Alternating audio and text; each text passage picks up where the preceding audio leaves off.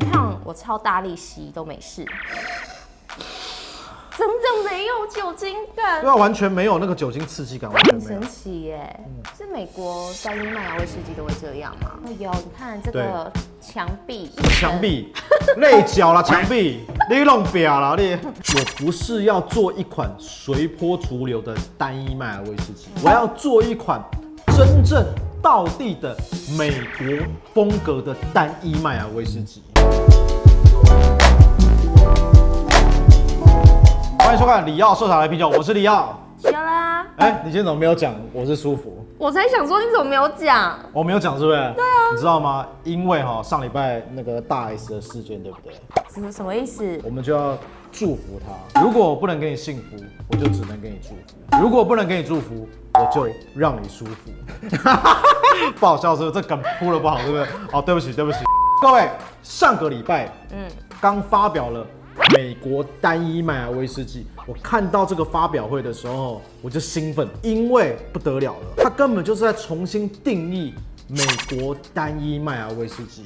所以上礼拜的事情，这礼拜我们马上就开拍，好，快不快？快，厉不厉害？早期的美国单一麦芽威士忌，它并没有针对 single 这个字眼去做定义哦。对，所以代表着说，你现在目前，如果你在这个酒厂里面，你调和了其他酒厂的威士忌，你要标 single 其实也无所谓。哦，是哦，对不对？但现在美国单一麦芽威士忌已经重新定义了。为了这件事情，我还去买了这本《美国威士忌全书》。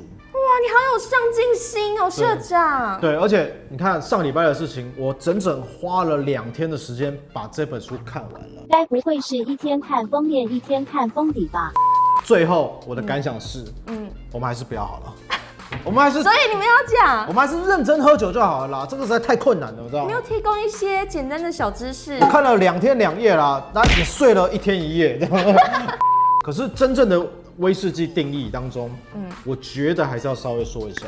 好，它跟苏格兰其实开始有一点点相近了。哪里相近呢？第一个部分是100%用麦芽为原物料。第二个部分呢，它也是在单一酒厂里面去蒸馏、发酵、熟成。所以它原本的法规单一麦芽是可以不用100%的意思吗？应该讲说他们没有对 single 做定义。哦，所以我随便调，我就说这是我的 single malt 一样。你想要怎么搞随便你，但是它现在开始有定义了嘛？还有第3个是什么呢？它蒸馏的这个酒精度数最高不得超过80%，然后呢第4个它最后装瓶一定要超过40度以上，所以它有这些洋洋洒洒的一些定义，开始趋近于国际所谓的单一麦芽这个定义。这个定义很重要哎。那为什么当初美国这个地方，既然美国是传统国家，它是有像我们传统威士忌国家，美国、爱尔兰、苏格兰，然后日本还有加拿大都是传统国家，可是为什么他们却对 single 没有去定义？你有没有去想过这个问题？对，他们对于 single 这件事情，他们就是开放性关系，所以他们不对 single 做定义。有啦，还没喝就开始歪掉了吗？就是不是1对1，我1对多我也可以。什么 single 需要定义吗？不需要定义的。我相信你，你说 single 就 single。我们就是开放性关系，会不会被剪掉？现在开始对美国单一麦芽威士忌有重新一个诠释、一个定义，而且目前我们在桌面上看到这威盖堡美国单一麦芽威士忌，可能是第1家正式代理美国单一麦芽威士忌进来，而且也可能是我们台湾第1个喝到的第1口。你可能会有喝过，但是是水果。但我上礼拜真的是第一次喝到美国单一麦芽威士忌，超好喝。威盖堡美国单一麦芽威士忌，堂堂正正开大门走大路进来了，而且是由台中的英盖尔洋酒去代理。这个英盖尔洋酒其实也大有来头哦，他的老板刘泽杰刘总经理是老前辈，在这行业超过30年，而且他还是 keeper 哦。他有那么老吗？我看照片其实还蛮帅的。应该是有修图了。你也有用美肌哦，总我跟经理。江湖再走，美颜要有。他30年前就进入这个酒业，而且他还很早就获得苏格兰的 keeper。keeper 最重要的使命是什么？推广苏格兰威士忌，对不对？推广苏格兰威士忌，对不对？有啦，正音班老师已上线。你想想看。他既然是推广苏格兰威士忌的先锋先驱者，但是他既然代理了美国单一麦芽威士忌，这不就是人在曹营心在汉吗？大家有各自喜好嘛，像社长喜欢日本文化。没有啦，就是 Keeper 这件事情，是因为他是威士忌的这个推广者。你不管是苏格兰单一麦芽威士忌，或是爱尔兰单一麦芽威士忌，甚或是现在的美国的单一麦芽威士忌，你都要成为一个推广者。而且他是第一个把美国单一麦芽威士忌代理进来的人。掌声鼓励。总经理，你好棒！对，真的哈，以后不要再用美肌了哈，不然我们会不太认识你。然后呢，我跟你讲一件事。我把他所有的影片也都看完了，除了我看了美国威士忌全书，看到一半睡着以外，再来我就决定看 YouTube。你知道吗？他的那个首席蒸馏师，他2004年就在这间酒厂开始做实验性质。然后呢，他讲了一句话，让我非常非常的感动。我不是要做一款随波逐流的单一麦芽威士忌，我要做一款真正道地的美国风格的单一麦芽威士忌。这个酒厂它是在美国西北部的奥勒冈州，所以它所有的这个制程都是在奥勒冈州这个威盖堡的酒厂去完成的。你看到它这边有什么黑皮诺的换桶，它还有黑啤酒桶的换桶，都是在美国的奥勒冈州波特兰这个地方去熟成，所以他想要做一款真正的美国单一麦芽威士忌。好，那我们现在喝第一款酒，这一款酒是威盖堡美国单一麦芽威士忌的原味桶。它瓶子好漂亮哦！你看这样子三角形，有没有像美国超人？三角形，我只知道我的内裤是三角裤。为什么要告诉我们？好，我们今天喝的是美国的这个原味桶。那各位，它为什么叫原味桶呢？其实它在刚蒸馏出来入到橡木桶的时候，他们其实有个规范，蒸馏出来以后一定要放在全新的橡木桶里面。哦，全新对，的。然后它全新橡木桶还是有经过一些烘烤，所以换一个角度，你也可以称之它为处女桶啊，这是处女桶，因为它没有被开，对，没有陈酿过任何的威士忌，所以是处女桶最原味的，但它还是有经过烘烤，所以其实它颜色还算是有一点深沉，有点深邃。第一次喝美国单一麦芽威士忌，特别兴奋，所以我们一定要标准的来看一下它的这个酒体。酒体算厚实哦，因为它的流动速度算非常非常缓慢。哦，有，你看这个墙壁，墙壁、泪角啦，墙壁，你弄表啦，你香草。然后还有那个奶油的调性非常非常明显。我在想，美国单一麦芽威士忌它的调性应该就是朝向于香草跟奶油风格。如果你不跟我讲它是美国单一麦芽威士忌，其实坦白讲哈，我还真分辨不出来。因为通常我们在讲美国单一麦芽威士忌的时候，会觉得它是很强烈，因为强烈实状就是它放了玉米，但是它现在是100%的麦芽威士忌。我喜欢它那个奶油，然后混一点微微的花朵的香气。对，它是属于优雅的香气，因为它刚刚强烈那个风格是代表着它的奶油跟它的这个香草是非常的强烈，马上就喷出来，告诉你，你知道那种就好像一坨奶油扎在你的脸上那种感觉，那个叫什么？叫盐。你为什么一喝到美国威士忌就这么 open？ 对，因为我长期以来喜欢看美国片，然后呢，它还有一点点黑糖的味道，我真的有闻到麦芽的香甜。我觉得好像有闻到一层薄薄薄荷糖的味道。坦白讲，它的架构很完整它进到嘴巴里面那个大片的油脂感，算是小片小片的流动，它回到你那个嘴巴那个余韵，回给你那个核果感也是非常完整。所以这款酒它的这个平衡感调得非常好。所以我觉得我想给它2个字形容：可爱又厚实。这是4个字。可爱又厚实，是有那种厚实感，但是它的那种风味。甜美感让我觉得好可爱哦，它有点像你一个这个漂漂亮亮的女生，然后穿一个衬衫漂漂亮亮，结果一扒开来，我是健美先生啊，我是健美小姐啦，就是那种感觉。对，有那种肌肉的感觉。对，但是你却穿的是非常的优雅典雅。我刚才说他像超人，他真的很像超人，他连喝起来都像超人You are my superwoman。第一次喝到这种感觉。坦白讲，如果我在盲饮的时候，大概就已经有92分以上的水准，因为它的香气的层次感有出来，然后它嘴巴的这个油脂感也赋予给你，然后咀嚼后它回给你的这个核果味也相当的完整。所以其实这一款酒它方方面面都很到位。原味桶就可以调出这样，坦白讲，我对美国单一麦芽威士忌开始有所期待，所以这款就是我们的原味经典，我要推荐给你。我觉得这一款酒已经足以代表真正的美国单一麦芽威士忌，你一定要喝喝看，一定要喝看，绝对是你没有喝过的口感。对，再来，我们来喝黑啤酒啊！我觉得黑啤酒，我没有喝过黑啤酒过桶的。各位，这支黑啤酒桶当中，它的官方新闻稿资料讲得非常有趣。波特兰这个地方，他们有超过上千家的酒厂，包括他们最知名的啤酒重镇啤酒厂，还有葡萄酒厂，还有蒸馏厂。然后他们最知名的就是啤酒，黑啤酒。黑啤酒。所以威盖堡购买的橡木桶呢，就提供给当地的啤酒厂，给他们陈年他们的啤酒。怎样？没送是不是？钱我咧开呢，酒你咧啉呢，你可能还没送。哪里不是？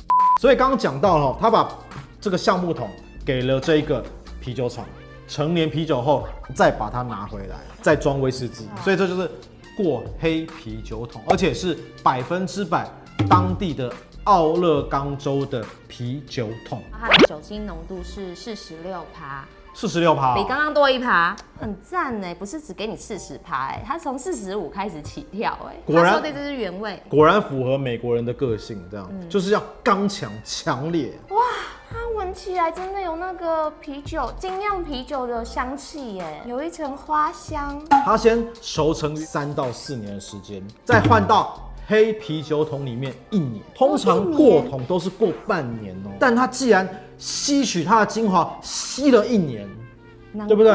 它的这个香气真的是还蛮明显的。再来是口感，口感最怕就是失去平衡，而且威盖堡酒厂它既然胆敢第一把就出所有系列，从原味啤酒桶、兰姆桶、黑皮诺桶，还有它的原酒桶，一把就把它全出完了。它喝下去的香气跟闻的香气是差不多的它没有失去它原本酒厂的原味桶的调性，就是奶油香草风格那个调性，但是它赋予它层层的这个黑啤酒的口感，在你的嘴巴更明显的绽放出来。所以，如同刚刚尤拉讲的一致性，黑啤酒桶虽然你换了一个桶子，但是认得你，对，表里如一。他从他刚出生的时候，奶油香草那种细致的风格，长大成熟了以后，吸取黑啤酒的日月精华。我觉得他有做他的层次感。我对他的这个首席蒸馏师开始好奇了，而且他的尾韵在你这边一直往上走，大概在鼻头这边。所以其实我一直在揣测美国威士忌，我是用全新的面貌去看它。而不是去比较苏格兰威士忌它会是成为什么样的一个风格的余韵？坦白讲中，但是它消失完了以后呢，它整个黑啤酒这个味道散出来。那我觉得在喉头的地方，它的尾韵真的有带上那个精酿啤酒那种荔枝皮，虽然有一个微微的苦韵，但是荔枝皮的香气就是让它整个变得很调和、很柔顺。坦白讲，我现在闻了2款酒，它完全没有酒精刺激味对，很主流、很主流的风格，这么厉害。对，你看我超大力吸都没事。真的没有酒精感，对啊，完全没有那个酒精刺激感，很神奇耶！是美国单一麦芽威士忌都会这样吗？你问我问谁？因为它就是第一家进口到台湾的美国单一麦芽威士忌，它已经重新定义了美国单一麦芽威士忌。我们喝的是第一把，完全不知道美国威士忌是什么样貌，但是我们就用我们自己主观的意识去喝它，没有酒精刺激感。再来下一个黑皮诺，坦白讲，它算是跟世界挑战。怎么讲？因为威士忌过葡萄酒桶很主流啊，大家都在过葡萄酒桶啊，所以它这一款酒做出来，摆明的就是要向世界挑战。但是它厉害了。为什么呢？因为奥勒冈州最有名的就是生产 Pinot Noir 的葡萄酒，有美国布根地之称。对，在西北部那边，不是西北樱桃是西北的这个 Pinot Noir 对不对？还好也不是西北樱啊。一样先熟成3到4年，然后再过到 Pinot Noir 的橡木桶里面。而且这个 Pinot Noir 的橡木桶，它的材质是来自于法国橡木桶，在奥勒冈州里面去生产出来的，熟成成年。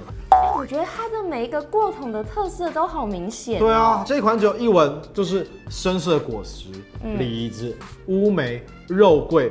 就是这样的一个调性，就是过桶的味道都完完全全把这个风格展现出来。果然，2004年成立，一直到现在它才出手。对，它已经玩了10几年，这一把出来就是要向全世界宣战。而且我还是很佩服这英盖尔他们刘哲杰总经理，这伯乐式千里马，他把千里马带到台湾来，可以做台湾第一人。太厉害了！这个香气它又不失它原本奶油香草它原本原味的架构。对呀，好棒哦！原来这2种风格 mix 在一起会那么棒。香草没有去抢了黑皮诺，黑皮诺没有去抢了奶油，他们2个没有互相去争夺对方的风采，反而是相得益彰。它在就是跟之前2支喝起来相比的话，它有一个很明显的酸度，就很像那个芭蕉，它的酸度是很轻的。这一款酒是3款里面余韵最悠长的，它的那个单宁的色感是最强的，你一喝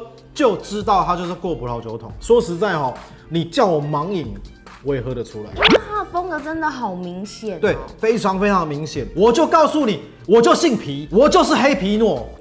姓皮不是姓黑啊。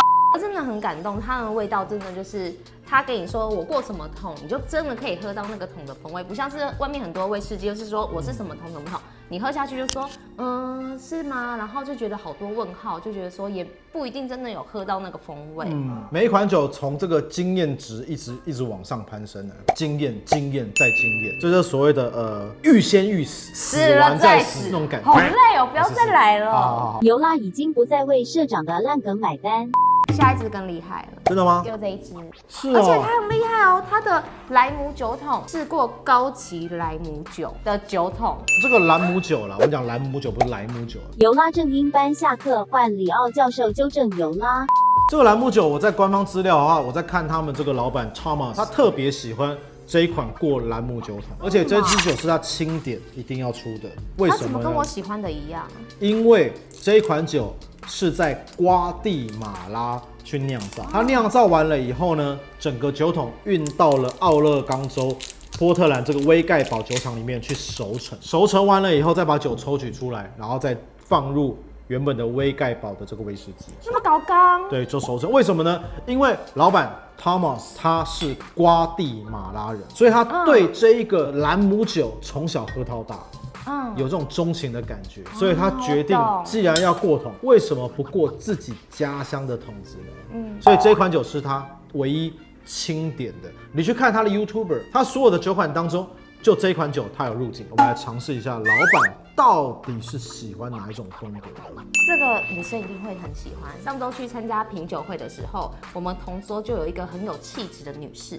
我就问她说：“那我们今天品饮了这几款，你最喜欢哪一款？”她说她最喜欢这一支。我说我也是其实刚刚气质美丽的形容词尤拉是想用在自己身上。它的那个香气就是有一种比较像蜜糖，是蜜饯的那种感觉，蜂蜜感。然后这一支的酒精浓度是50度，这是50度，可是你闻不出来，没有，对不对？目前真的完全也还是没有酒精感。闻香当中它是没有酒精感，然后呢，它也没有刺鼻感，但它给你的就是比较蜂蜜那种感觉。你看我在品饮过程当中，品饮了大概是70集，你有看过我在看类角的吗？很少看，对不对？因为新酒坦白讲，你要品饮一支威士忌，从头到尾就是要这样看，从它的颜色，然后再到它的泪角，泪角好厚哦，也是大片那个眼泪流下来的感觉。来喝喝看吧。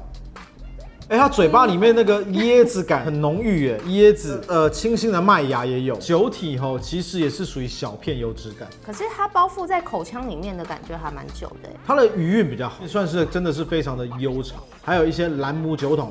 一种热带水果感，所以这款酒难怪是他老板 Thomas 钦点的酒款，因为它其实有非常多的这个热带水果那种洋溢的气息，它的香气其实没有这么的奔放哦。然后呢，它有那个淡淡的个椰子味，它真正奔放的这个热带水果是来自于余韵。所以这款酒厉害的是在余韵，而且这一款就是50度嘛，你在闻的时候真的没有酒精的畅感。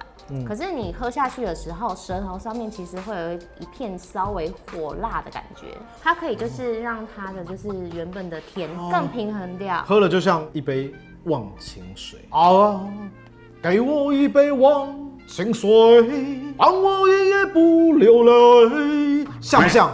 像的话，在前面加1按赞留言。像极了喝醉模仿刘德华的人。喝美国单一麦芽威士忌好开心哎。对，会这样会发觉快乐起来，是不是？好，你看哦，今天哦，就是我们上个礼拜为各位观众所发掘的美国单一麦芽威士忌。你有发觉一件事情，我们每个观众他其实都很专业。我们每次 po 一些影片出来的时候，他就很多问题，对啊，非常多的问题。他为什么那么多问题呢？都要怪我们，就是因为我们观众非常专业，所以变得我们开始要为你们去找新的事物、新的酒。然后来介绍给各位。哎，等一下，你现在在结尾吗？对啊。所以另外2支原酒、原味原酒跟黑啤酒原桶没有要喝吗？我们时间不够了。如果时间够的话，我一定开的嘛。怕什么？我酒量好像也不够了，对不对？他们有出原酒桶，高酒精度数超过60%，但是因为今天节目的关系，我不是不开，不是不开，是舍不得开这集一次开太多支。一瓶5、6千块，我们不要开比较好。有一天如果有其他的美国单一麦芽威士忌酒款，一起再开来喝啊，一起来做一些比较啊。我刚刚讲我们观众非常专业，对不对？是，所以我们就要带领各位给你们新的东西，因为毕竟我们喝威士忌要海纳百川。重点是美国单一麦芽威士忌真的很好喝，对，有点让我受惊，有点让我吓到。所以说你值得去买一瓶回来去尝试，而且堂堂正正的告诉别人，我喝过全新定义的美国单一麦芽威士忌。我这个结尾好不好？因为有人留言说我每次结尾都很短。社长已经就是把结尾讲得那么好了，还请各位观众可以帮我们多多的分享出去。对，要订阅、按赞、开启小铃铛，因为我们这一集应该就这一集了。会破万。那个 TWA 找我拍照的朋友们，请帮我一个人介绍100个人啊，卖个够啊！一个人帮我找10个订阅，快帮我冲破1万订阅好吗？拜托拜托！我们记得订阅、按赞、开启小铃铛，然后下礼拜记得同一个时间准时收看我们的里奥社长的一瓶酒，咱们下周见，拜拜。